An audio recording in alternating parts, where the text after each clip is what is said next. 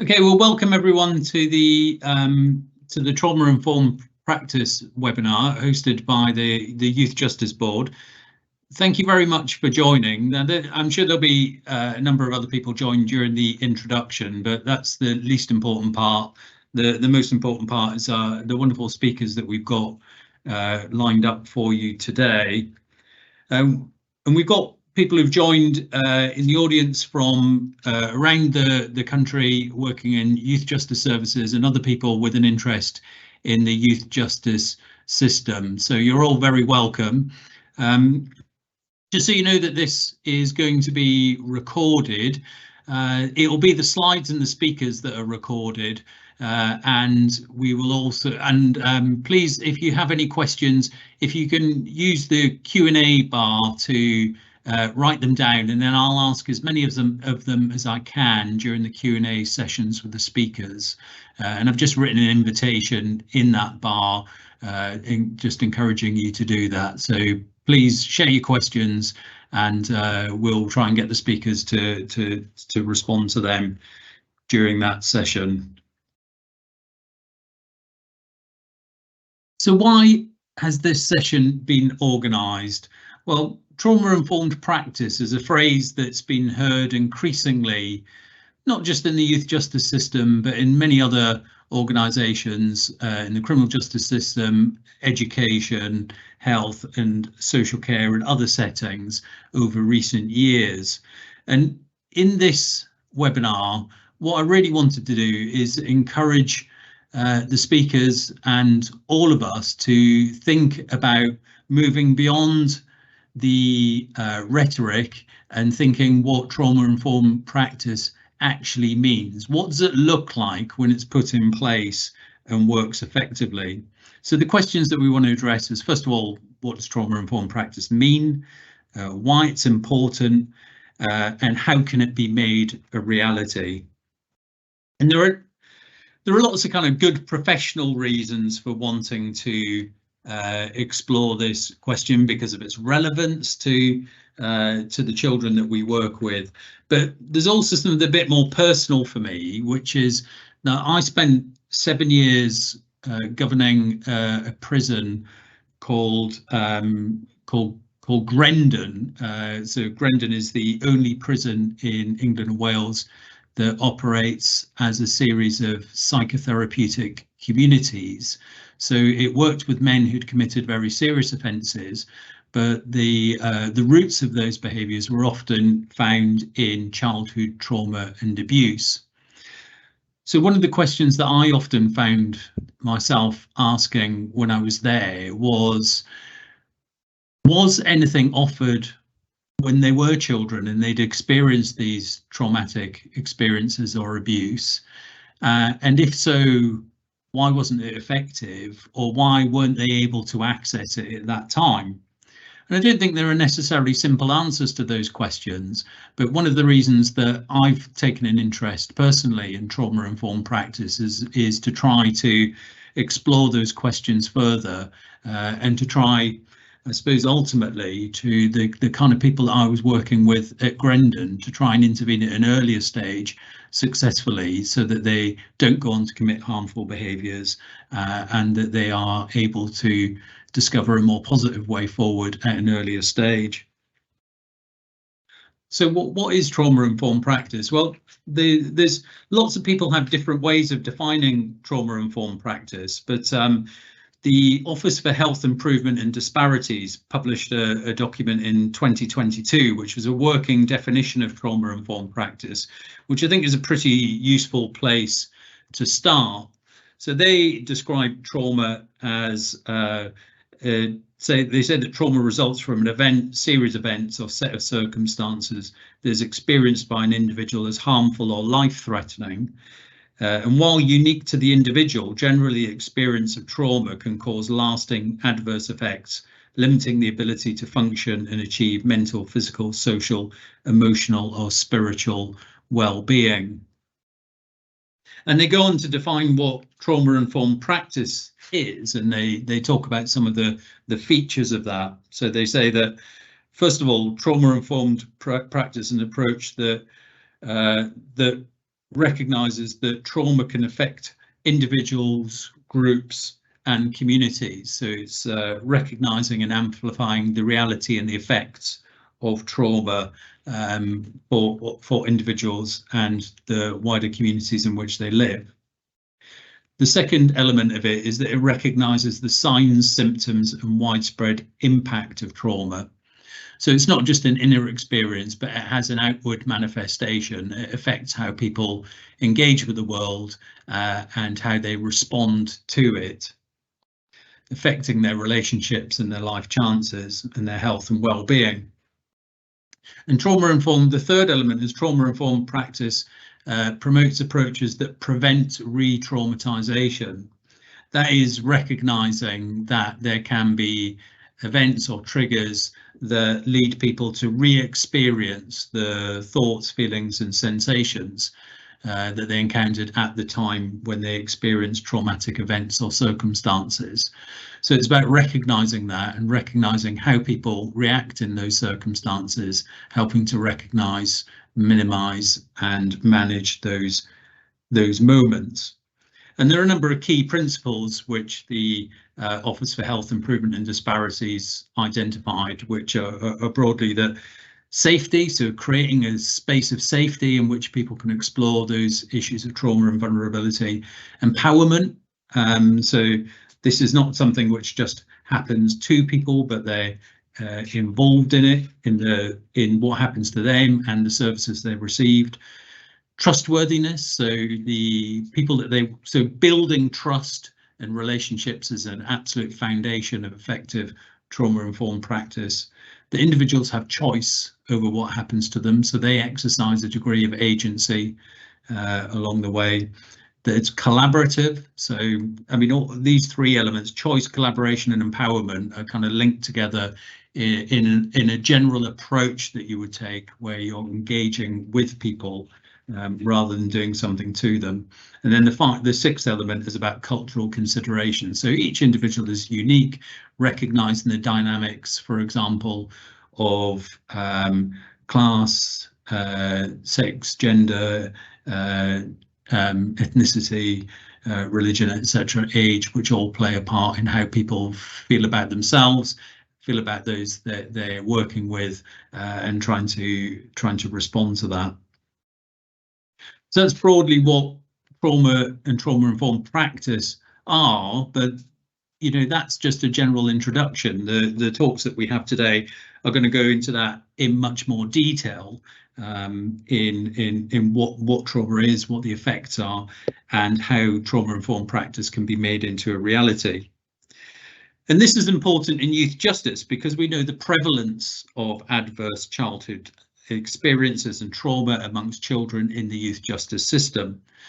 So they're people with significant, many children have significant vulnerabilities, and part of our role is to try to reduce the effects of that, try to divert them from the criminal justice system and to help them to recover and move on from the trauma that they've experienced. And we also know that for people who work in the youth justice system, they can experience, well, some of them may have experienced their own trauma in their lives, but also through the work that they do in the youth justice system, they can experience vicarious trauma by being exposed to harmful situations, either directly or indirectly by listening to and working with children who've experienced those. So recognising that in colleagues and helping and supporting them is a crucial aspect of trauma-informed practice.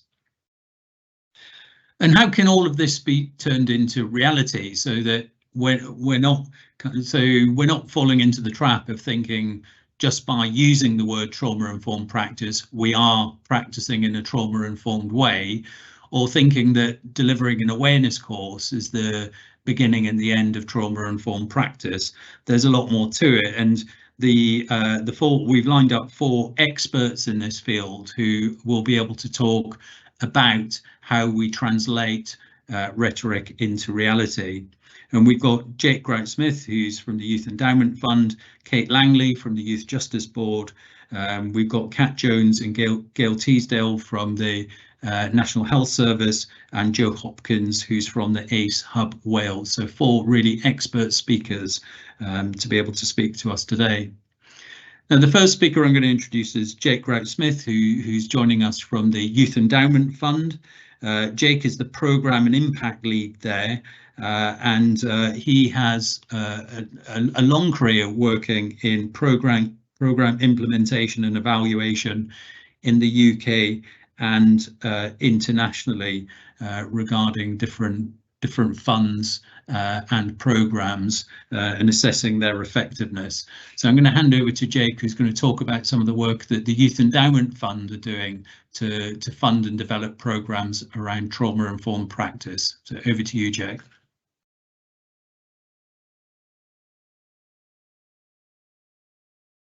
Thanks, Jamie. Good morning, everyone. Very delighted to be part of this with the other expert speakers. So as Jamie said, my name's Jake Grout-Smith. I work for the Youth Endowment Fund, and Jamie's asked me to give a bit of an overview of the trauma-informed practice grant round that we've been designing and setting up over the past year with co-funded with the Home Office. So I'm going to give a very brief overview of the Youth Endowment Fund for those that haven't come across us, and then go build on what Jamie's just talked about with trauma-informed practice, looking a little bit at the evidence behind it and the evidence gaps specifically that have driven this funding round, and then give some details about the 4 projects that we funded through the round. So just very briefly, the Youth Endowment Fund is a What Works centre. We were set up in 2019 with a Home Office endowment for 10 years. We're focused on young people's involvement in violence. And our aim is to use that endowment to find out what works to reduce young people's involvement in violence, and on the basis of that evidence, drive change in policy and practice. Next slide, please, Amber. Sorry, and the next slide. Thank you. So we do this through a few different ways. We have a number of different focus areas you can see on the left-hand side there, where existing evidence suggests there's the most promise for creating change. And we aim to make that change through 3 broad strands of work. So we fund good work through grant rounds, through funding research and participatory work with young people. And through that, we hope to find what works. We evaluate very robustly all of our grant projects. We pull together all the existing evidence on different interventions in the YEF toolkit that is available on our website. And we also develop guidance reports with recommendations around policy and practice that we then work with coalitions of key stakeholders to drive forward. And our trauma-informed practice round very much sits within this mission. We are very focused in the grant round around trauma-informed practice and its links to youth violence and what contribution it may make to preventing young people and offending. Next slide, please, Amber. Thank you. So in designing this funding round, we looked across what we currently do and what we don't know about trauma-informed practice. Starting with trauma itself, as Jamie's already explained, there is a really strong evidence base, and it's been growing rapidly over the past decade or so, linked to adverse childhood experiences, so physical, emotional, sexual abuse, neglect, household dysfunction. And as many of you will know, experiencing those adverse childhood experiences can have a detrimental impact on young children and young adults, and then throughout their lives. So experiencing 4 or more of those adverse childhood experiences quadruples the risk of sexual risk-taking, mental health problems and problematic alcohol use, and also increases the risk of problematic drug use and interpersonal and self-directed violence by a factor of 7. So there's a very strong evidence base around that. There's also a strong evidence base around the prevalence of ACEs in the secure estate. So a recent study showed that young people in the secure estate were twice as likely to have experienced 1 or more adverse childhood experiences and 13 times more likely to have experienced 4 or more adverse childhood experiences. So we have a really good, strong evidence base for the problem itself. Next slide, please, Amber.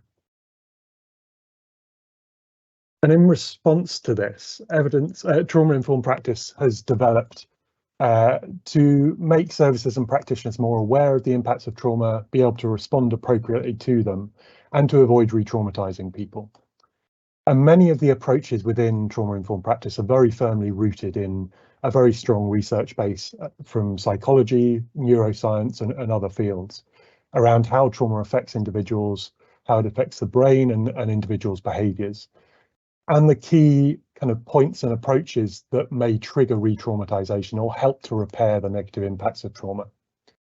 So we also have a solid research base for the areas that need to be targeted and what needs to change for young people. And in terms of how to create that change, from reviews of existing trauma-informed practice programs, a kind of set of common elements have been identified across the most promising programs. These are usually grouped in kind of three broad areas, and I won't go into detail into each one at the moment, but generally it's looking at a combined approach that provides training and support to staff, looking, as Jamie mentioned, both at staff's own well-being, their own trauma and vicarious trauma, as well as how they identify and respond to trauma with those that they're working with, but also combining that with an organisational approach, looking at senior leadership buy-in and the physical, operational and policy context of services, and a more systematic approach looking at links to other evidence-based trauma-specific services such as therapy, which aim to help recovery from trauma. And importantly, it's a combination and multi-layering of those different elements that seem to offer the most promise. And we do have some emergent evidence of that promise of impact, both on staff in terms of their awareness, in terms of their well-being and job satisfaction, as well as improved referrals for young people, improvements in that staff and young person relationship, and in a few cases in terms of young person outcomes. But there are limitations to that evidence. Next slide, please, Amber. Thank you. So there are significant evidence gaps around trauma-informed practice. As Jamie mentioned, there's been some recent work, both in England and in Wales and Scotland, around trying to define what trauma-informed practice is. But that has only been relatively recently, and for much of the time that trauma-informed practice has been developing, there hasn't been a single clear definition of trauma-informed practice. And with the very significant growth of trauma-informed practice, it's led to a real diversity of different interventions that are put under that label. So we've got a very diverse set of practices, much of which often concentrates on training alone, and isn't that more intensive approach that I've just outlined. Because of that rapid growth, trauma-informed practice has also rapidly outpaced the evaluation base for it. Part of the reason is that it's an incredibly difficult thing to evaluate, because trauma-informed practice is an approach that is integrated into other interventions, and it's often introduced alongside things like trauma-specific therapy. It's really hard to pinpoint and unpick the effects of the trauma-informed practice specifically, because it is integrated into other things. There's also challenges of scale. Many evaluations and projects are only able to have very short follow-up periods in terms of the outcomes, particularly with young people.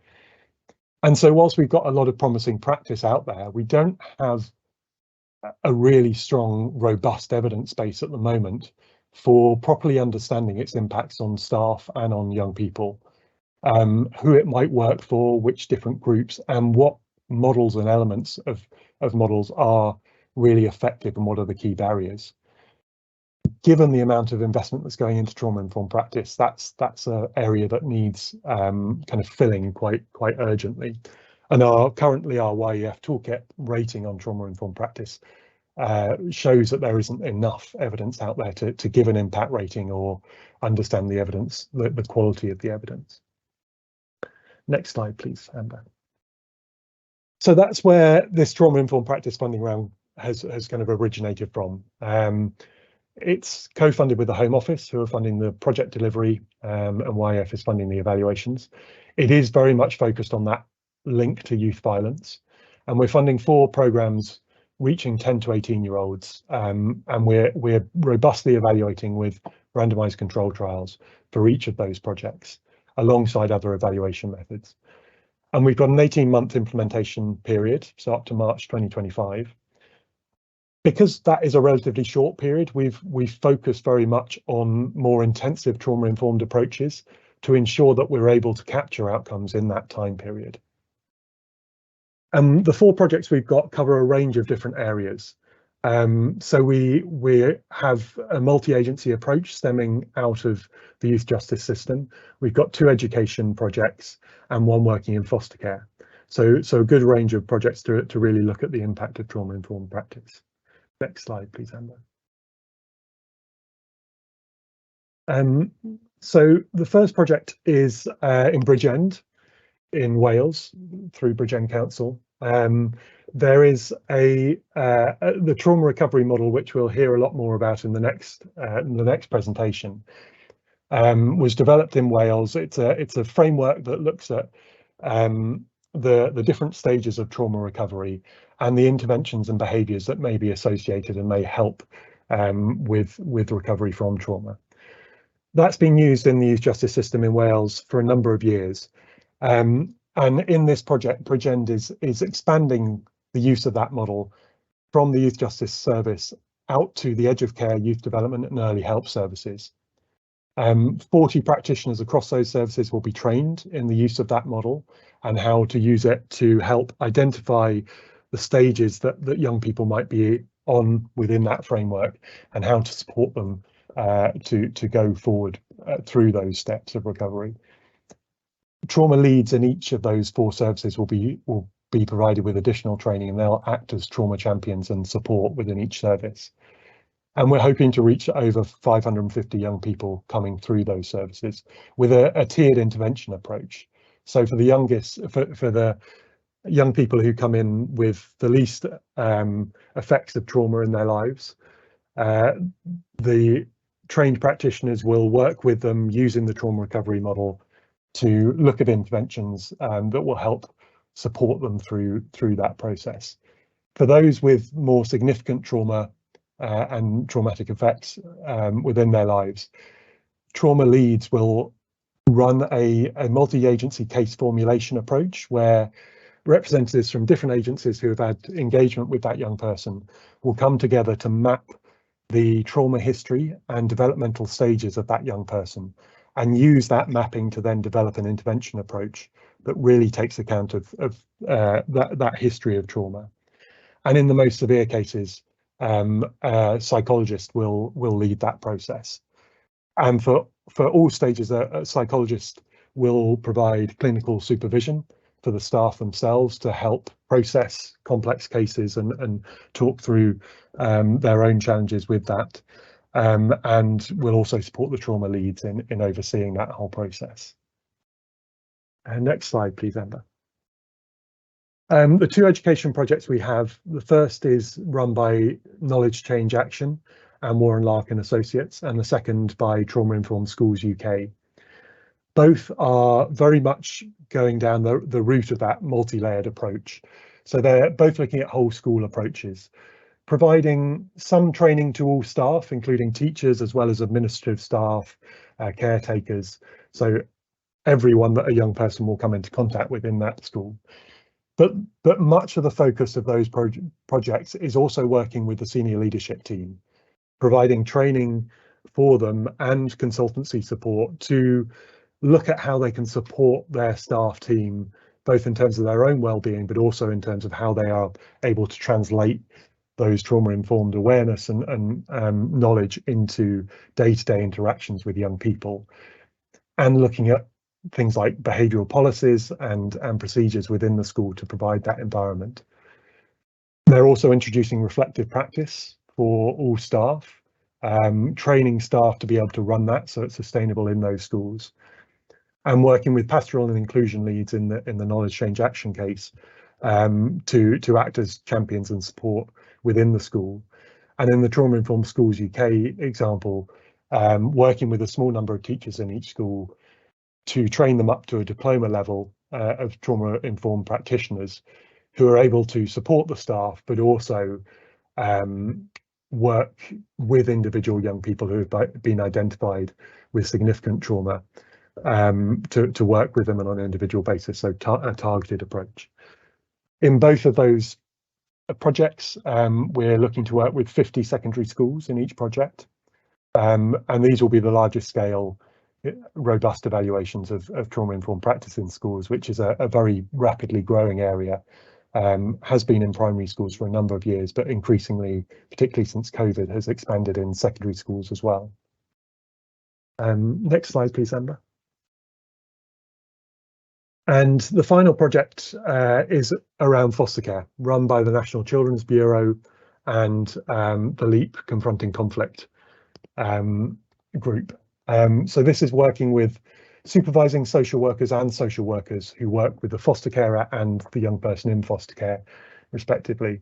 And the idea is to introduce trauma-informed practice care around the foster family as a whole.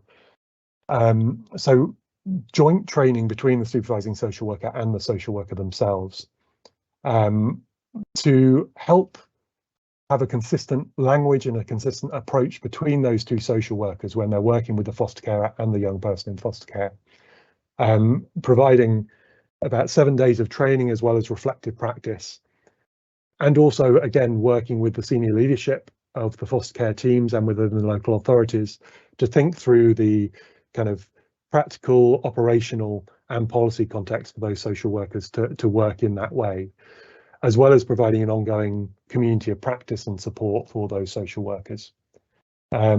It's a very interesting case that is looking at that kind of collaboration within those systems, as well as the actual service that the young person and the foster care receives, and is one of the first evaluations into this in significant depth in foster care specifically.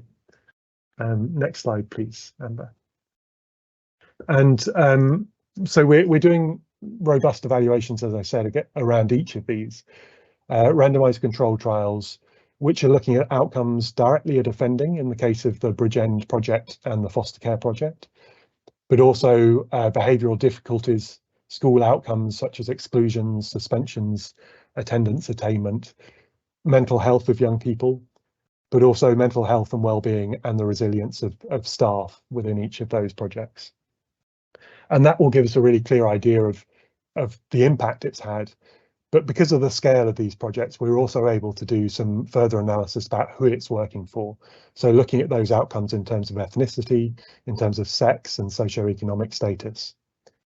Alongside that, we're doing quite intensive implementation and process evaluations to really understand more qualitatively how those projects work and why they're working, looking at how they're experienced by different groups, and the key kind of barriers and facilitators, and what are the key elements of the project that have made them work or have been difficult within those projects. So getting a really rich sense of how they've operated. We'll also be doing cost estimates per young person, per cohort of young people, so that for future implementers, commissioners, decision makers, there's a clearer sense of what these kind of interventions will cost. We're hoping all of those evaluations will be ready and the results ready by late 2025. And then we'll be doing a systematic review, including these evaluations, as well as others that have come through in the last 5 years or so, to help build that evidence base and change our toolkit guidance to hopefully have an impact rating, stronger evidence quality rating and a cost rating, as well as reports around the important elements for implementation of trauma-informed practice. So really hoping to build on the evidence of the promising work within this sector. I'll stop there for any questions that may be there, but I hope that's been useful. Thank you.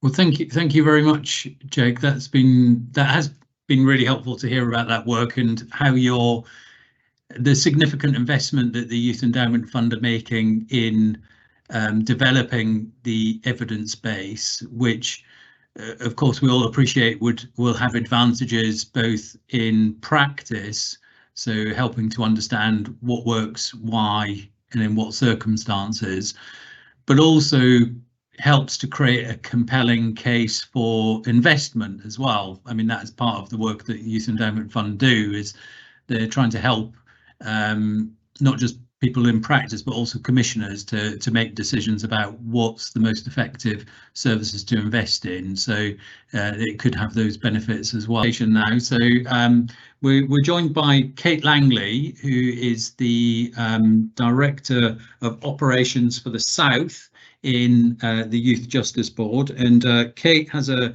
career in youth work and youth justice, including working in a police and crime commissioner's office and in youth offending teams before joining the Youth Justice Board. So Kate is going to talk about some work that she's been directly involved in leading and developing in the Southwest. So over to you, Kate. Thank you, Jamie. Good morning, everyone. I'm really pleased to be here today. And as Jamie said, I'm going to talk to you today a bit about the enhanced case management model, which is the YJB's approach to trauma-informed practice in youth justice settings, and also just talk about some of the work we've been doing in the Southwest to sort of develop a collaborative regional approach to trauma-informed practice in the Southwest. So next slide, please. Okay, so I'm sure that many of you on the call will be familiar with the enhanced case management model. I know Jake just touched on the trauma recovery model, and essentially this enhanced case management model is the application of the trauma recovery model within youth justice settings.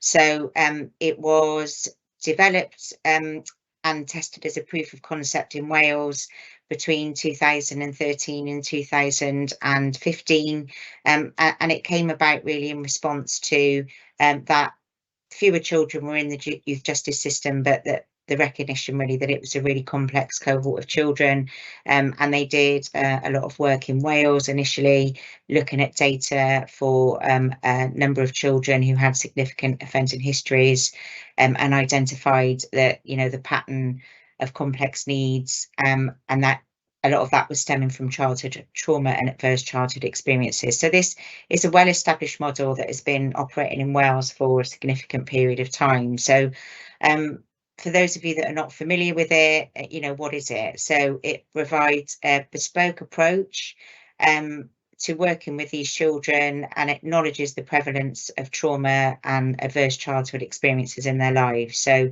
it is a psychology-led service that involves multi-agency case formulation. I think quite crucially, it's about tailoring and sequencing interventions according to the child's developmental and mental health needs. So it's very much grounded in a thorough understanding of child development. And so it enables youth justice practitioners to tailor and sequence interventions effectively, so as needed. So it's a real move away from kind of, you know, looking at everything that's wrong with a child and then putting all these interventions in place to address their offending behaviour, and actually you know, actually looking at working where that child is at developmentally, and taking into consideration the traumatic experiences that they've had in their lives. So it's underpinned by the theory of change and the trauma recovery model, and it's very much about ensuring that children's basic needs are met, you know, in the first instance, before you can start to build on that.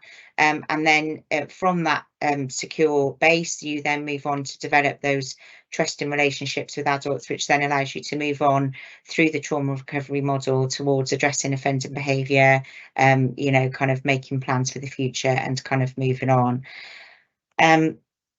So the pilots in Wales were then expanded over to the Southwest, to 4 youth justice services in the Southwest in 2018. And then if you can just move to the next slide, please. I'm just going to talk a little bit about you know, some of the findings from that. So I will touch in a minute on the evaluations. There's been 3 independent evaluations to date of the enhanced case management approach, and I'll touch on those in a minute. But these are just some of the findings that came out of the the project in the Southwest. So some of the challenges that I wanted to touch on, again, these came through in the evaluation. There were some cultural challenges, so still a belief in a punishment approach, kind of a lack of understanding and some resistance to change. As I said, it is a very different way for some people of working with children, not youth justice services, I should say, because we know that a lot of youth justice services have been very much working in a trauma-informed way for a long time. But obviously this is about a multi-agency approach to those children. Some real practical challenges with implementation. So a lot of meetings that weren't necessarily embedded into business as usual within youth justice services, particularly children presenting with complex needs being discussed at multiple forums, and then ECM adding another layer to that.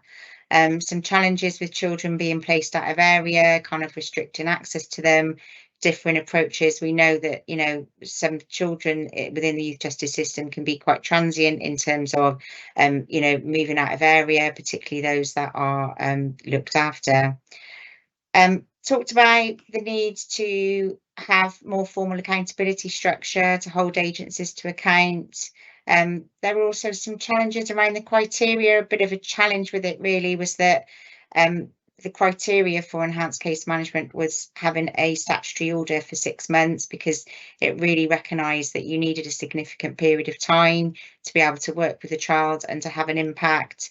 But I think what we did within the Southwest was, we kind of revisited that over time and kind of balanced that against, wanting as many children as possible to be able to benefit from it. So our sort of model in the Southwest evolved over time to include consultation and some out of court disposals in appropriate cases. Some challenges around resourcing, particularly the psychology provision. So we had gaps in our psychology provision throughout the project in the Southwest. We find psychologists difficult to recruit and retain, and they are integral to the delivery of enhanced case management if it's delivered as intended. Also recognising that workers need time and space to make an impact. So this is an intensive caseload. That does require time, essentially. Workloads of other agencies, because there was kind of demands on their time also. Uncertainty about funding, administrative support. That was another thing that came up, actually coordinating, facilitating, organising case formulations, reviews, closures. So that was quite an important element actually of the delivery of enhanced case management. Some of the other challenges were in relation to the emotional burden for staff, the need for clinical supervision to be provided. It was recognised that actually it was incompatible with some of the existing processes and systems within the Youth Justice Service. For example, we know Asset Plus doesn't really support trauma-informed assessments.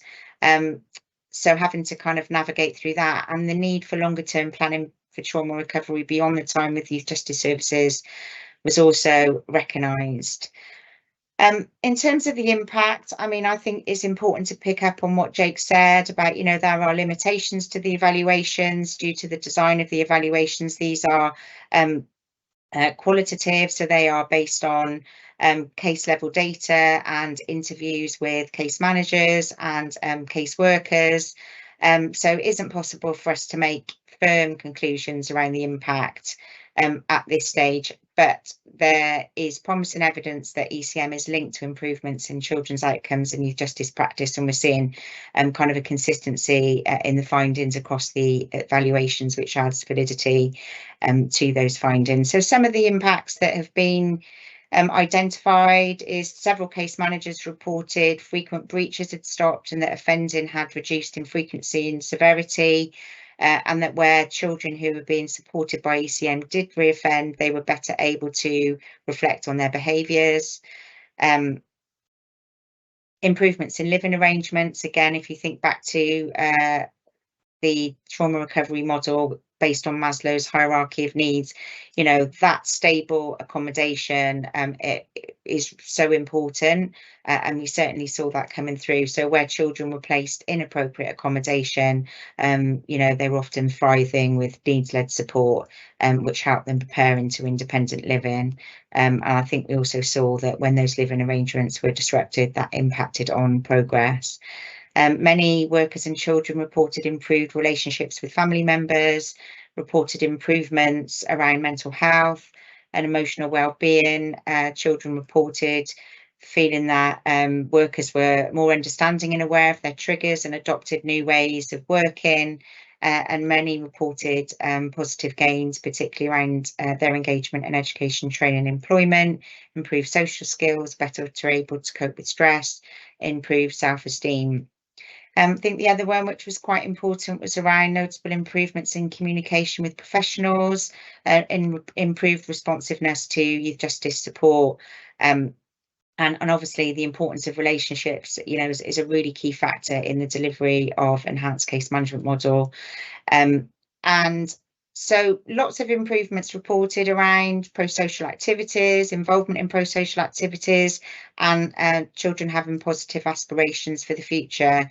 You know, it was also identified that ECM had influenced case managers' practice with all children and not just those on ECM. So there's evidence of potential benefits of wider adoption of trauma-informed practice.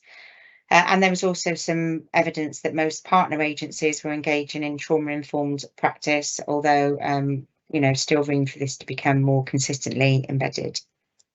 Okay, next slide, please. So I'm sure these are going to be shared around, but I've just put on there the links to the evaluations. I think they're really helpful to read in terms of the recent evaluation by Opinion Research Services published this year. There are a number of helpful recommendations, which I think in terms of real practical application and delivery of ECM are really helpful if people haven't seen it. And there are recommendations which relate to kind of the integration of ECM into business as usual practice, things around accountability, having a quality assurance framework, some kind of advice around implementation. Just to highlight Jake's point, really, the importance of buy-in from senior managers, and that kind of strategic buy-in was absolutely, you know, crucial really to the success. And some recommendations about eligibility criteria that we've touched on, staff and engagement, and really importantly, the training, development and supervision of staff involved in their delivery. So we also have phase 2 of the evaluation of the Southwest to be published this financial year. So this will provide stronger evidence of the impact, as it will be based on qualitative analysis of reoffending data. So looking at frequency and severity from children who were supported by ECM compared to a matched sample who were not. But as I said, you know, the similarity of the findings of all 3 evaluations to date does add weight to the validity of the findings and recommendations. So these are well worth a read if you haven't looked at them. Next slide, please.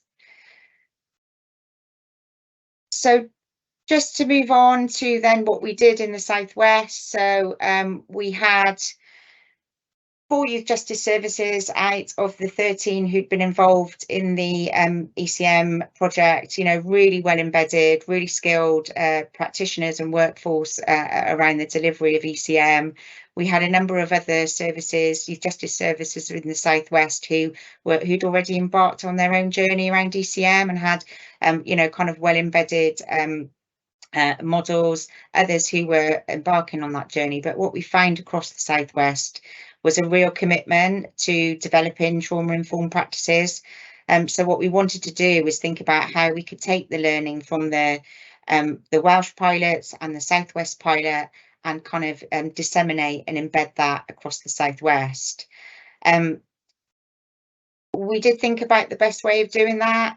We recognise that each youth justice service operates in a unique landscape, so a kind of one-size-fits-all approach, you know, might not work.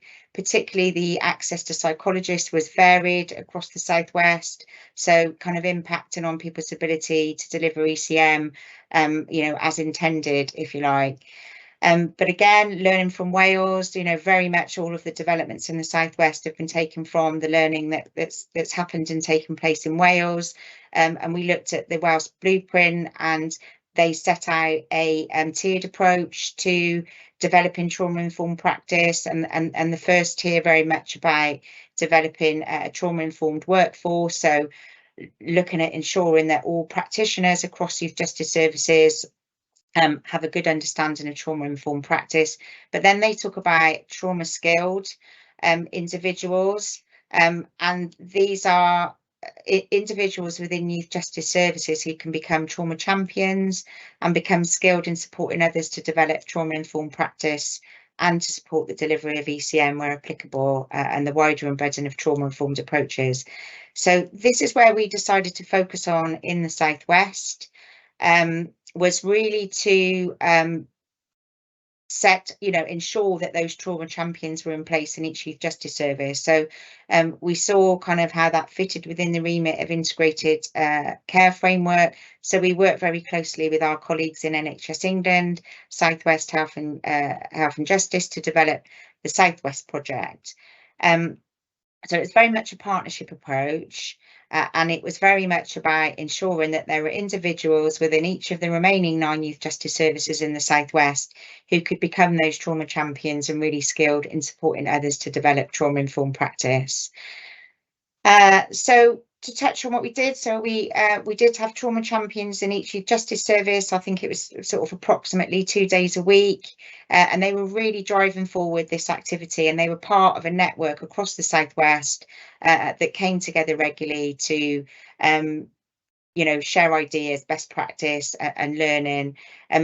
Extensive training was delivered. I think one of the things we recognised in the Southwest that there was extensive experience and skills that existed within the Southwest, and that we wanted to be able to really draw on that and harness it in the Southwest. And I have to say that, particularly colleagues from the Southwest ECM project, the senior practitioners there, and also psychologists delivering ECM in other parts of the Southwest were incredibly generous in developing that training package, which covered a range of elements, but it very much focused on, what does the application of trauma-informed practice look like in a youth justice setting? So what does a trauma-informed assessment look like? What is a trauma-informed approach to pathways and planning, as well as, kind of some of that other stuff around brain development, developmental trauma, attachment, etc. And those trauma champions have been provided with relevant resource materials, and they are now disseminating that learning within their wider respective youth justice services. The trauma champions also completed a trauma toolkit, which was a checklist developed to help them identify what their service needs to do to develop trauma-informed service, or if they're already delivering one, then to help them review progress. So it looked at areas such as leadership and governance, training and development, environment, practice development, monitoring and planning, and then they each developed an action plan for their particular youth justice service. We also had trauma champion leads across the Southwest, 2 of those leads, and they sort of collected all of those toolkits and action plans, and were able to start to develop themes that we were seeing across the Southwest region, that we could then kind of look to address. And one of the things that we're looking potentially to do in the Southwest, there is an appetite to develop a Concord app for services to sign up to, as a commitment around trauma-informed approaches and what they will do. We also asked staff in those youth justice services to complete surveys as a baseline at the beginning, and again at the end, and that was around kind of ascertaining their level of knowledge and confidence in the use of trauma-informed practice. And as the project progressed, it showed significant improvements in those areas. ECM now, I'm not sure if there's probably more now, but actually the majority of youth justice services are now delivering an enhanced case management model. A number of practitioners have completed the Unitas Trauma Informed Effective Practice Award, because that was another real commitment across the whole of the Southwest in relation to ensuring that trauma informed workforce, in addition to a number of other kind of training, particularly around the trauma recovery model that people had received. So where are we now? We still have that network across the Southwest. Really the importance of bringing those professionals together to really talk about the nuts and bolts, really. What does it look like in this particular instance of youth justice, etc. And many of those youth justice services continue to provide trauma champions. So that's it. Thank you very much for listening. Take a break. So if we could come back. Thank you very much, Kate. Really appreciate that. And if you could pick up some of those responses online, that would be great. And if you come back at 11:45, and we look forward to seeing you then. Okay. Well, welcome back, everyone. Hopefully people have had a chance to come back now. And if not, they'll join just as I'm doing this brief introduction. So I want to introduce our next speakers, who are Kate Jones and Gail Teasdale. Sorry, Kat Jones and Gail Teasdale. So Kat is the Programme Partnership Manager for Children and Young People Trauma-Informed Care Programme at Humber and North Yorkshire Health and Care Partnership. And Gail Teasdale is the Children and Young People Mental Health Programme Lead at Humber and North Yorkshire Health and Care Partnership. So they both work in the NHS and are delivering direct services in this area. And I just wanted to say a particular thank you to them, because one of the reasons that we're doing this webinar is because I went to a youth justice service in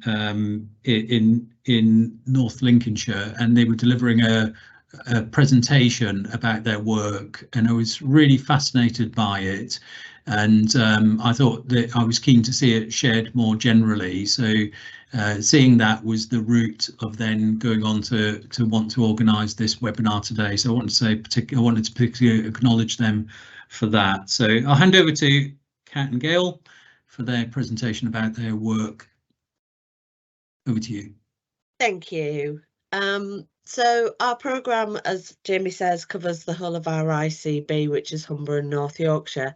And picking up on some of the points made in the questions and previous, it's about very much how we work collaboratively with all professionals across the system, with children and young people who have experienced or may have experienced trauma. And it's about that appropriate, consistent and compassionate response. A lot of the research shows that children and young people are at risk of re-traumatisation if they receive maybe an excellent trauma-informed response from one organisation in their lives, but not others. So this is looking at universal, targeted and clinical services. Next slide, please. So just to give you a bit of context very quickly, the Humber and North Yorkshire area is quite huge, as you can see, covering large rural areas such as North Yorkshire and East Riding, but those often mask areas of deprivation, poverty and other challenges that we can see more obviously in some of our compact urban areas. So particularly in areas such as Scarborough, Bridlington and Withensea down the coast. And to give a context in how different lives are for children and young people in this area, if you move from Richmond in North Yorkshire in the west to Scarborough in the east, even though you are still in the same area, you will your life expectancy will be 10 years shorter, and you will experience far more challenges around multiple deprivation. So we're working with 4 CAMS providers, 6 local authorities, so 6 youth justice services, and a whole range of VCS organisations and schools, as well as 2 police forces across this area on our programme. Next slide, please. So I wanted to set this programme really in the context of our wider work around children's mental health. Because I think it's really important that this is seen in the context of the long-term plan for the NHS. So it's very much about making sure we get the right care at the right time in the right setting. And for some young people, trauma therapy isn't always the right response straight away. It's about making sure that that child is in the right place and is supported to be able to receive that. and that the system around them continues to support while they do receive it to avoid risk of further traumatisation.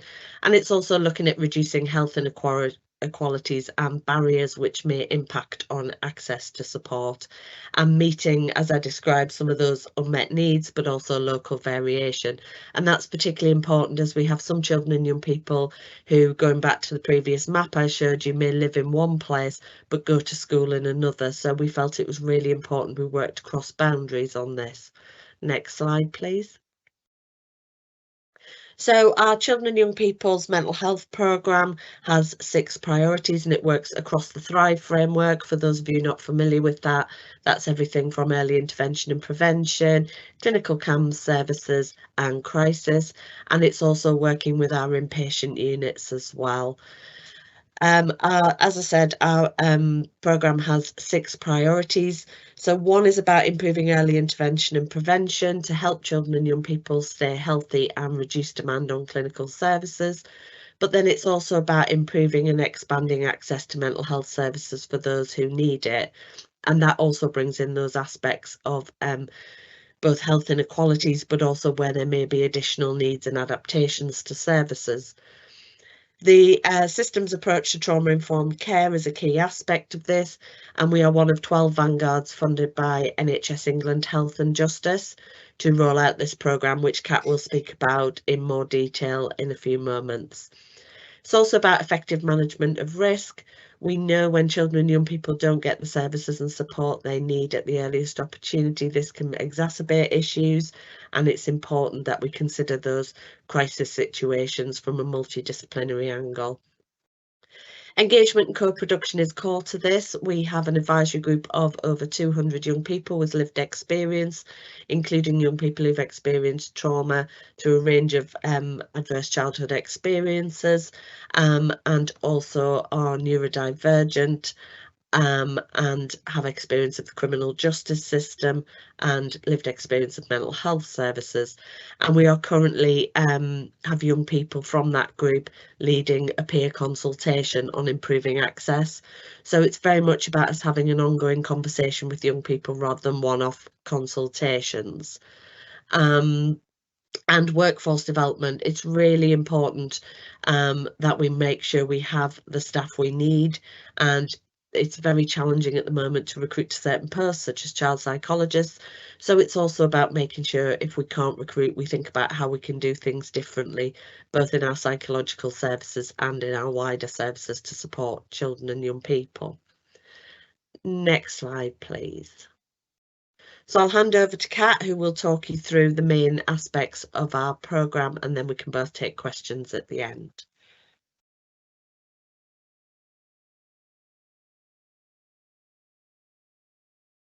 Thank you, Gail.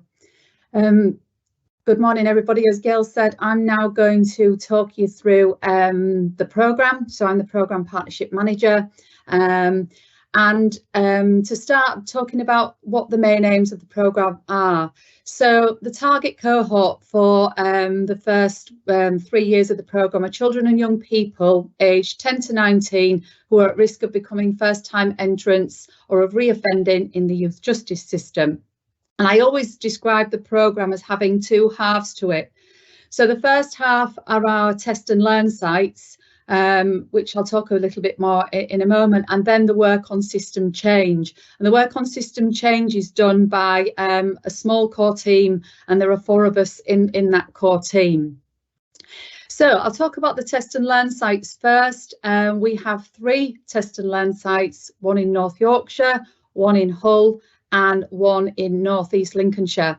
And myself and Gail actually are currently working with a 4th area of North Lincolnshire, and they're soon to become our 4th test and learn site. Next slide, please.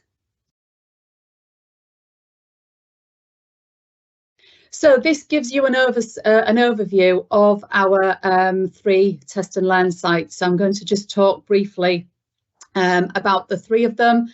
So in the top left there in Hull, we have Flipside, and this is a combination of two very well VCS organisations within the city that have come together. They deliver diversion interventions, they sit on diversion panels, so they work really, really closely with the youth justice system in Hull. We have on the right hand side the project in North East Lincolnshire. They're our test and learn site, and that stands for Journey to Enrichment, Fulfilment and Friendship. And this is a combination of youth justice, Compass Go and VCS organisations working together on the one project. North Yorkshire is our third test and learn site, and they're a combination of early help supported by a clinical psychologist, change direction, part of North Yorkshire Youth. And the North Yorkshire test and learn site were the creators of the Exchange app that was developed for youth justice services. And they're the same people who developed Mind of My Own, which is widely used by social care. And the Exchange app is available for any youth justice service and was co-produced with youth justice, but also with young people. So they're our three test and learn sites. We work closely with them. They attend lots of our steering group meetings and other strategic meetings to present so many times a year to bring people up to date on their work. And you'll see there in the bottom right hand corner the statistics for year one of their delivery. So between the three projects, they actually worked with 487 appropriate referrals, and actually new young people accessing all those services was 464 over the first year of the programme, which we were delighted with. So there are test and learn sites. So I said that's one half of our programme, and the other half of the programme is the system change work. And this is where we have a big training offer that we have developed over the last year. And with that training offer, we aim to take people on a pathway from being trauma aware to being trauma informed. And what we're trying to do is to build and embed a consistent joint approach across the ICS through not just training, but through communities of practice and our toolkit. Sorry, yes, can you move the slide on? I forgot to say, can you move to the next slide? Sorry, saw that in chat. Thank you, Gail. So yeah, so to build a consistent joint approach across the ICS through training, communities of practice and our toolkit, which I'll say more about in a moment. So where we started, we wanted to not replace what was already out there across the region, but to look at what was there and to build on existing practice. So you can see there the three models that we've been working on is the ARC framework, AMBIT and Thrive. And so far, up until the end of August, we have trained 319 people on 10 two-day ARC training courses. We've had 51 people who've attended ARC leadership training, and we've currently got 38 people being recruited to be ARC champions. So next slide, please. So continuing to talk about the training, when we first started as a programme, we looked at all the stakeholders that we wanted to reach with our training. And there is a 10-year long-term plan for this programme. So we tried to include all the key stakeholders on our stakeholder map there. And we know that we do have a big job on our hands to provide trauma-informed training for all of those. But we put together a plan, and that is evolving as more people hear about the programme and approach us and want to be part of that training. Initially, we for the first year of the programme, we used the national ARC trainer called Katie Torns, and she has delivered lots of that two-day ARC training. But then moving forward, we have developed our own model as well. So what we've done is we've recruited a framework of trainers from local VCS organisations. So we have a framework of 7 trainers now, because we really were aware that we wanted to expand our offer across all 6 places. So from the 1st of September, we put together a training programme, and that will run until the end of March. And there are 59 training sessions across all 6 places. And what we've done is we've developed different sessions. So we've still got the 2-day ARC training where people go on to become ARC champions. We've now got a 1-day training package, a half-day training package. We've got 2 half-day sessions where we're providing ARC training for senior leaders, and we've just had the first of those training sessions over the last 3 months, and we focused on assistant directors, directors within local authorities, and the training was really well attended, and we got some really positive feedback.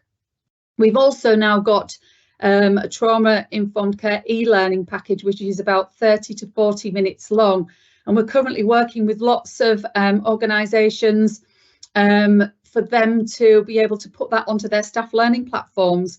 And very much with that, our thinking was that that would then open up trauma-informed training to all members of staff. For example, in schools, if you've got reception staff, you've got lunchtime supervisors, everybody would be able to have some kind of trauma-informed training relevant to their role.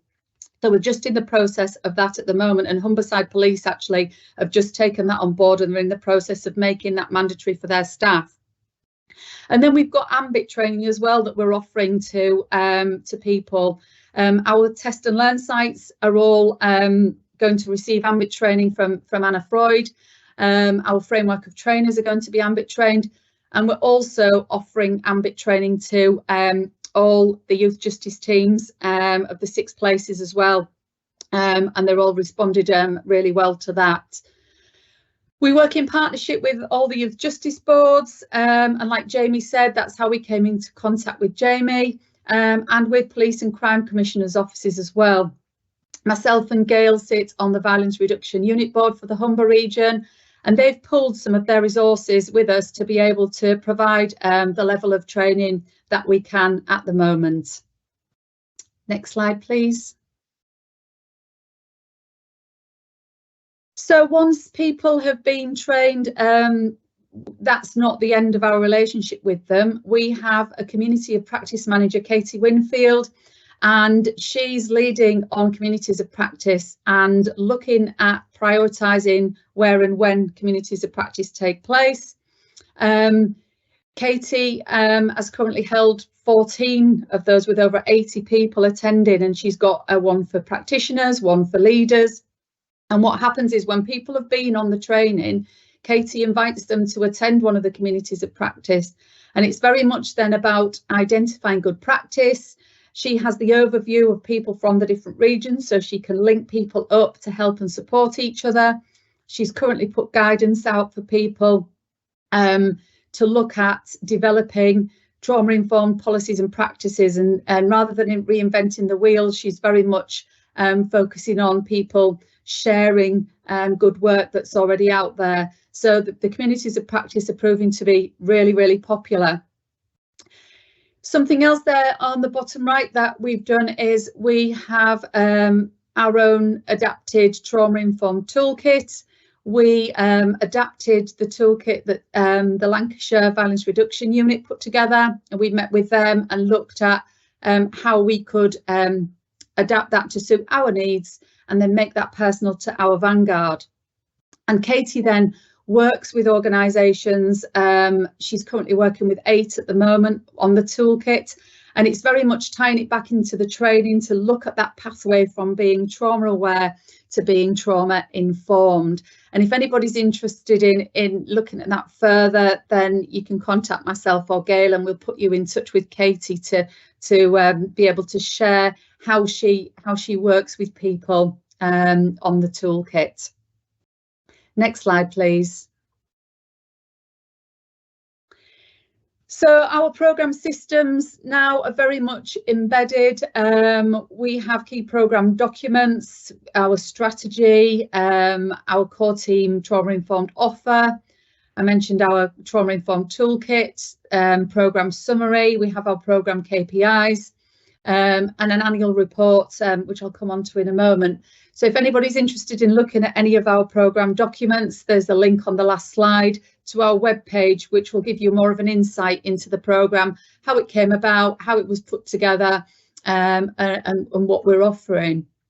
We have our programme monitoring very much embedded as well. So we have operational programme steering group meetings bi-monthly, our strategic alliance meetings quarterly.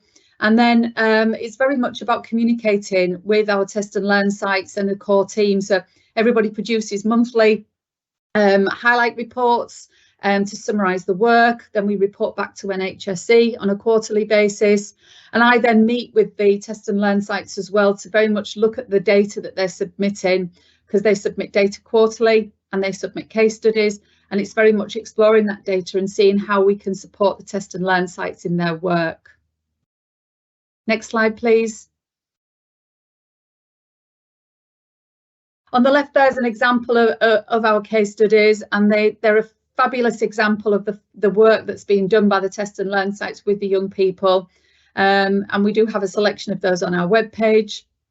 Moving forward, over the next year, we do have plans in place to hold our first annual trauma-informed conference in March of next year.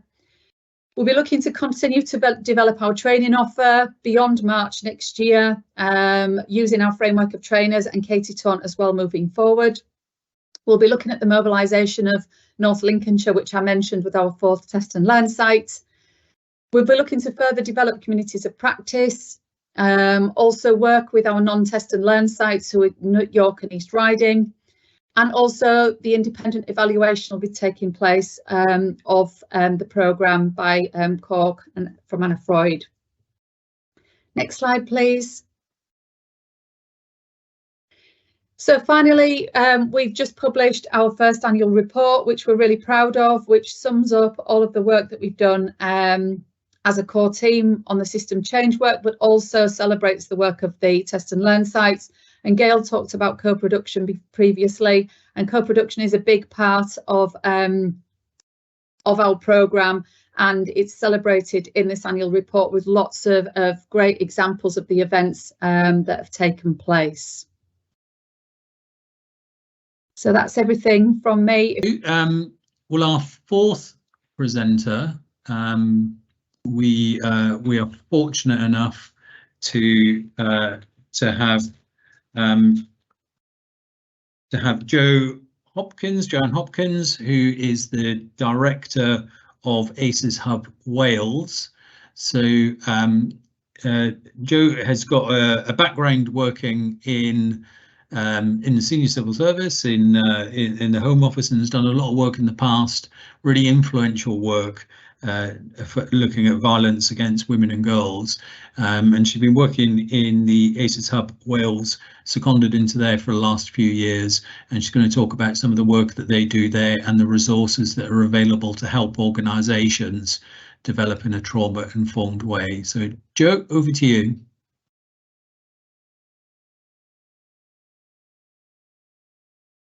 Thank you very much, Jamie, and thanks for the introduction. Thank you very much for having me on your national webinar to spend a little bit of time talking about Wales. So as I was introduced, I'm actually now permanently at Public Health Wales, and I have quite a broad remit around ACEs, criminal justice and violence prevention. And all of that has been brought together in our work, which I'm going to talk to you about today, about our aspiration to become a trauma-informed nation. Next slide, please. So over the last 18 months, really, we have been developing an approach in Wales, which is a framework to being trauma-informed. And the way that we've done this is done it through a co-leadership between the ACE Hub, which Jamie mentioned, which is an organisation that was put together by a group, a collaboration in Wales, but hosted by Public Health Wales, to really look at understanding better what ACEs are, and you've heard a bit about them, and how we prevent, mitigate and support people who've experienced them. But also there is quite a lot of work going on in Wales, and has been for some time, in a very much more clinical space. So thinking about what happens when people have really experienced high levels of trauma, are suffering things like post-traumatic stress disorder, and how that manifests in the healthcare system in particular. And what we found was that in our more universal space of trying to understand the impacts and support needed for people every day who have been experiencing adversity and trauma, we were coming up against our clinical colleagues in a lot of meetings and a lot of settings, developing training. And actually what we thought was we need to take a look at this in Wales to bridge that gap between the universal and the clinical, and to bring together our nation in a consistent and coherent way to understanding trauma and how we prevent and support the impact of it. So that was the basis of the framework, co-led, as I said, by these two organisations. But I'm keen to stress from the start that this is an all of Wales product, an all of society product, and a range of organisations helped us to put it together. So what I'm going to talk to you about is what that looks like for us in Wales, and how that supports our ambition going forward. Next slide, please. So before we even started this journey, it was really important for us to really get a baseline of understanding, to understand what the key language and terminology was in terms of trauma-informed, because we felt actually that what we had done in Wales was gone from, right, well, we know what adverse childhood experiences are. We've got our own survey in Wales that tells us how many people have experienced them, all the stuff that you will have heard, I'm sure, Mark Bellis talk about previously. And then we seem to have leapt from adverse childhood experiences being a thing that we understand to, right, well, what do we do about it then? Oh, we know, we'll be trauma informed. And we've done that without really thinking, for us in Wales, what does that actually mean? And have we got a clear definition? Have we got a shared understanding of the language? Do we all talk about the same thing, and do we all mean the same thing? So we did a piece of work with Wrexham University to really understand that, and to think about, of all the definitions in play, of all the things that we know around trauma-informed practice, trauma-informed care, trauma-informed approaches, does that work for Wales, and what do we need to think about? We also had to look at what's already going on in Wales, because we're very conscious that the concept of trauma-informed is not something that's just popped up out of nowhere. It's been around for a while. And we wanted to understand what in Wales was already happening that helped support us with this. And I'm really pleased to say, given the audience here, that the work of our Youth Justice Board and Youth Justice Blueprint in Wales has been really instrumental in helping us to understand what trauma-informed practice looks like in that setting, certainly, and for children and young people. So that is one of the central tenets of the middle report there, that says, you know, we've got some really good programmes of work that are working in a way that helps us to understand better what trauma-informed means in Wales. But actually they're quite disparate. So you've got the big, as I said, blueprint approaches, which in Wales means working across the devolved, non-devolved divide. So you've got all the non-devolved agencies such as policing, criminal justice, working in an approach that brings them together with the devolved areas, because actually people in Wales don't really care which government these things come under. They just want something to happen for them to make them their circumstances better. So there's big, massive pieces of work like that.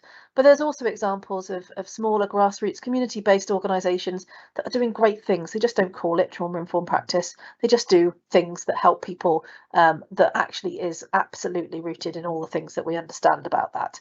So we really got a sense there that, you know, there's a lot going on in Wales, and we wanted to build into that rather than to scrap it and start again, or just ignore that this fantastic work was going on.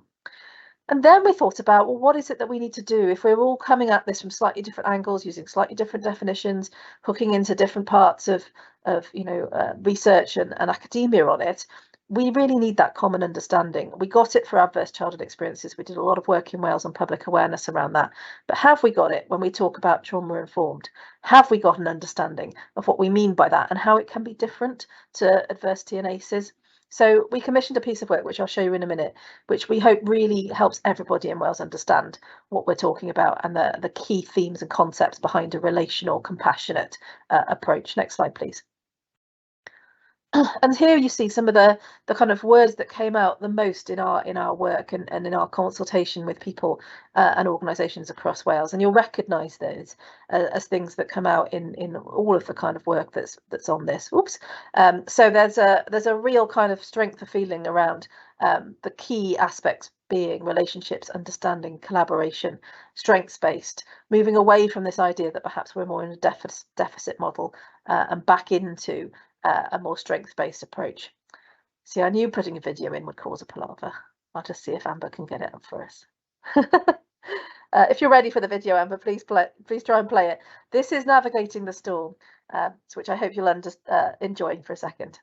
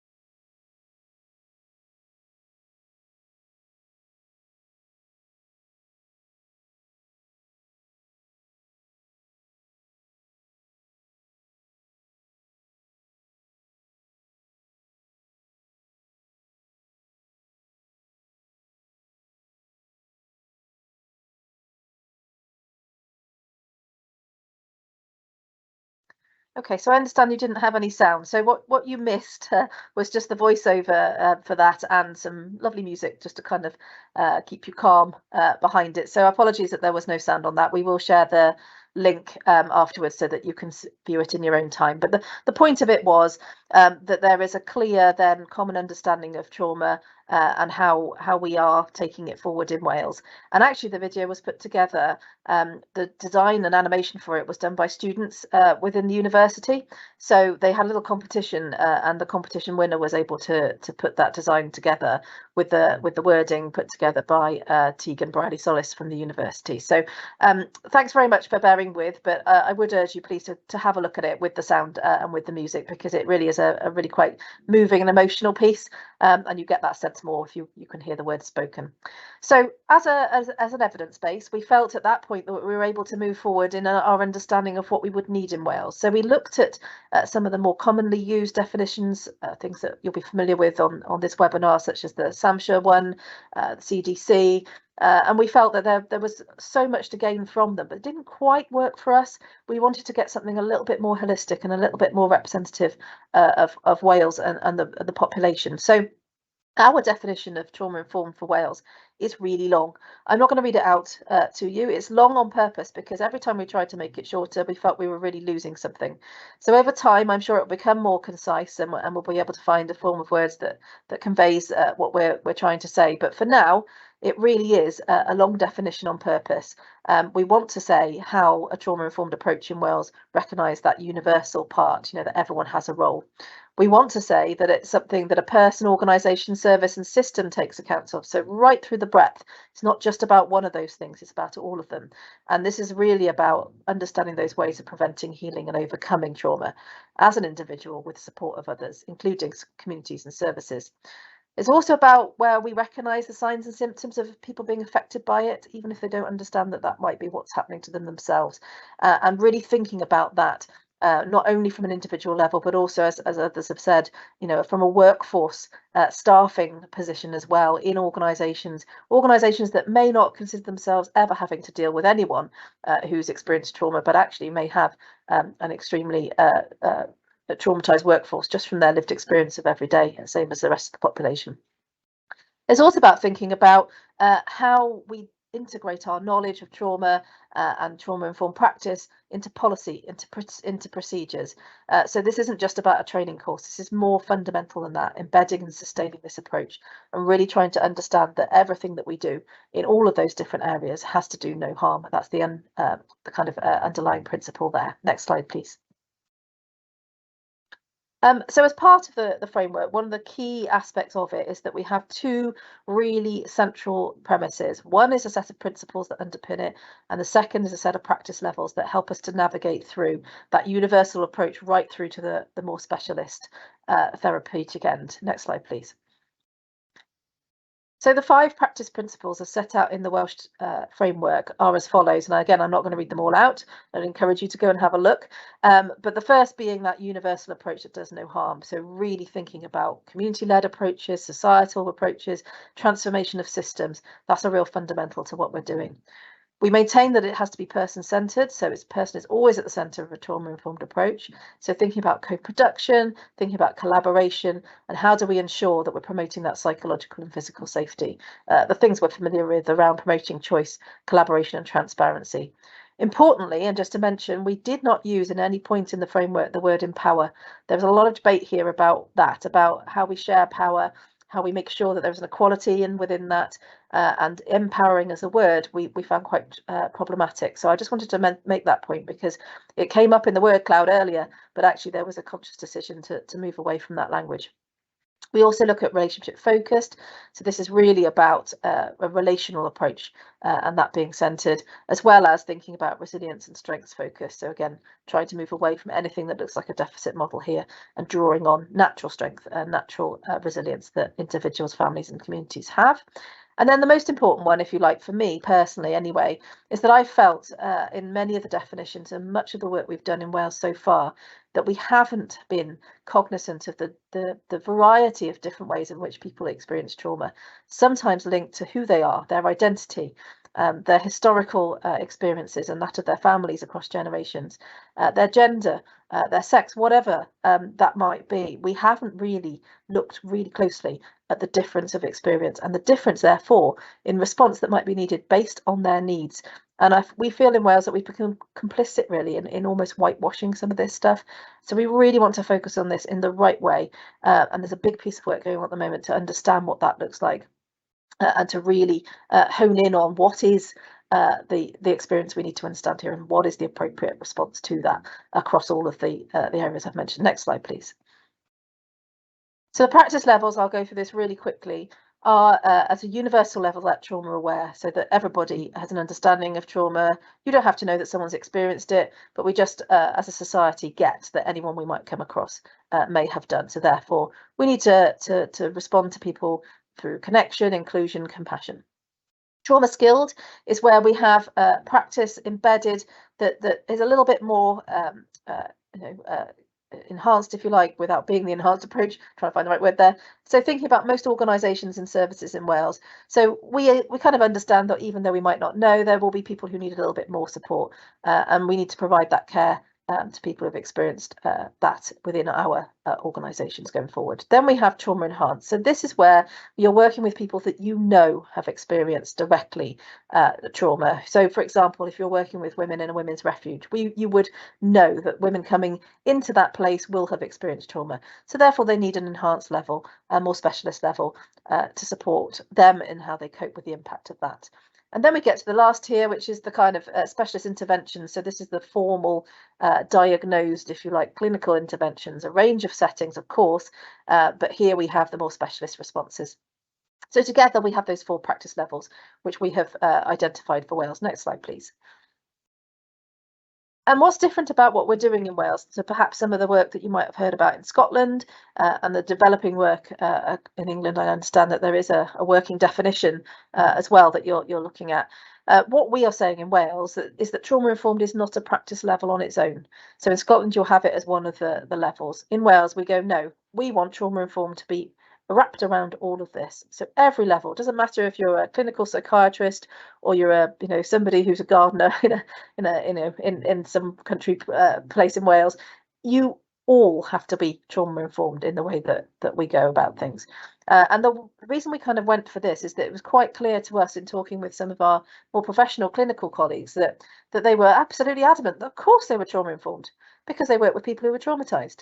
That's different. That's not the same.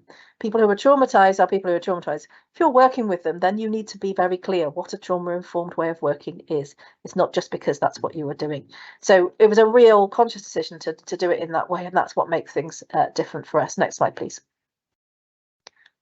And as Jamie mentioned, we do have a range of tools and resources to help with this. We are really in this hub driving forward the TRACE toolkit, so trauma and ACE informed approach.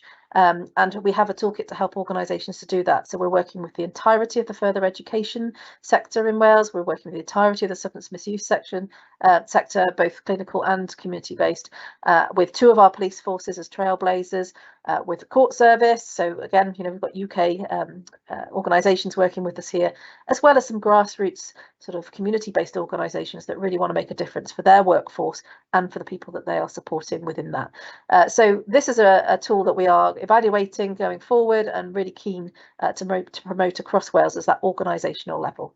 Next slide, please.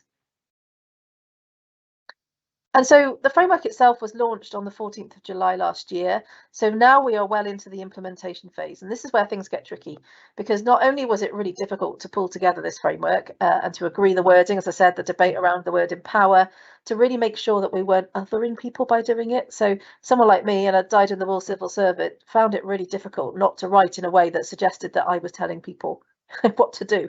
As we had some great inputs from third sector colleagues and others reminding us constantly that no, we need to think about how things are written, the language we use, to make sure it's inclusive and to make sure that this is for everyone, including ourselves. We are not outside of this.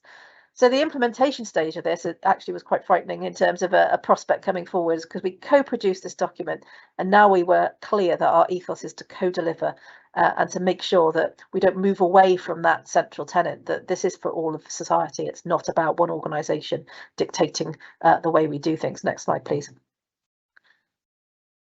So there is a really complex picture that we're trying to grapple with in Wales. And I've started saying, and I'll stop now, that this is a really complicated slide. I actually did it myself. I tried to put it together and I'll make it easier. I'll make it more simple. And I've been told off for that. I've been told to leave it as it is because the complexity of this is really important for people to understand.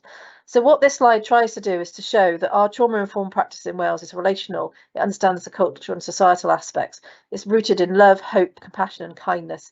But actually, when it beams across to the right there, you can see who this is beaming over, what these approaches are trying to reach and who they're trying to reach. So society, basically, and all the policy processes and guidance they interact with, all the different characteristics, protected characteristics and other things that go on in people's lives that affect who they are, what they do and how they're treated. And there you see a gap between that purple circle and the others. which says if support isn't in the right place, if people aren't supported to overcome some of the things that may be negative in their life, then we see some of the more negative outcomes. So what we're trying to do is to address all of this by taking our trauma-informed approach. So really thinking about this in a very complex way, but no apologies for that. This is a really complex thing.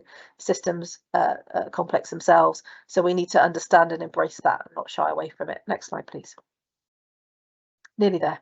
So when we did the framework itself, we went out for a public consultation, and we did that deliberately to make sure that this didn't feel like an organisation imposing. And some of the feedback we had to think about during the implementation, which I thought it was important to share, is that people need time to do this. We can't just do it overnight and say, right, that's done. We need to embed and sustain, and we need the resources to do it. And these resources need to be good quality, and they shouldn't cost too much. None of our resources have any cost attached to them, but we can be assured that they are quality assured, etc., etc. So that's what we're trying to provide there. Some of this stuff does cost money though. So things like reflective practice and supervision, which will come into some of those more sort of specialist areas and practice levels, do cost money. So where's that going to come from? We need to think about evaluation, and that should be from the start, making sure that what we're doing is make a difference and we're doing it in the right way. And that reach point, inclusion. This is about everybody. It doesn't matter who they are, where they're from, the colour of their skin. This is about all of it. So we need to make sure we understand all of those experiences and how the experience of accessing services is important as well. This is about compassion, not medication. That came across really strongly. Yes, we've got medicalized structures and models, but actually what we're trying to do here is create those spaces within those structures for compassion. Workforce must feel valued and supported. Collaboration is absolutely key. And we must listen to people who have lived experience, which includes us. They're not those other people over there. We are people with lived experience of this as well, and ensure that we are providing quality provision as a result. Next slide, please. So just finally, I thought I'd leave you with, because this is where we are in Wales at the moment, the implementation challenge. The biggest thing we're grappling with here. So if you look on the left there, that's my civil servancy happy place. I've got a chart. I've got some things there that I understand. I've got some work streams. I've got a steering group of sorts, and I kind of get it, and it all looks nice and neat. That's me. I'm happy there. On the right, ooh, crikey, how are we going to do this? Is this a social movement? Is this an operating model? We're not quite sure yet, but we're doing our best to figure it out. So any help to help us with that, sorry I'm losing my voice, would be greatly appreciated. I hope you've enjoyed that. We'll send the links, of course, for anyone who didn't capture where this sits and the video, but thank you for the comments on that. Well, thank you very much. And Joe, thank you very much for that presentation. In fact, thank you to all of our speakers for fantastic presentations today. Just some final reflections from me. I mean, first of all, thank you to everyone for speaking today, and thank you to everyone for joining the presentation, and thank you very much to in particular to Amber Rush, who's done so much to organise the event today. Thank you so much, Amber, for all you've done. It's really greatly appreciated. Just some closing comments. I mean, first of all, we will send out the slides and a link to the recording, and we'll also provide a post-event survey. It's very useful to get feedback because it helps us with these events, which are intended to try to help you. So your feedback would be greatly appreciated. I think on my final reflections today would be that these presentations today have put children at the forefront, recognising their needs and experiencing, trying to protect children from harm and enabling children to thrive. And that's very much at the heart of this approach, is that, well, every child matters, and even those that have the most difficult and complex experiences, we need to try to help and support with them. The second issue that I'm taking from this is about practice. It is about saying that this is trauma-informed practice is more than training. There is a range of other activity which can take place to turn this into reality, and there are examples, credible examples now that are developing and being delivered from which we can emulate and learn. And so part of today is about sharing ideas, practices and resources so that we're part of a community which is helping each other to try to improve in this area. And then finally, what we're trying to do together is build the evidence and build the case for trauma-informed approaches. So thank you very much again to all of the speakers, those involved in organising, you for attending. Thank you for contributing, and I hope the rest of your day is very good, and I wish you all the very best. Thank you.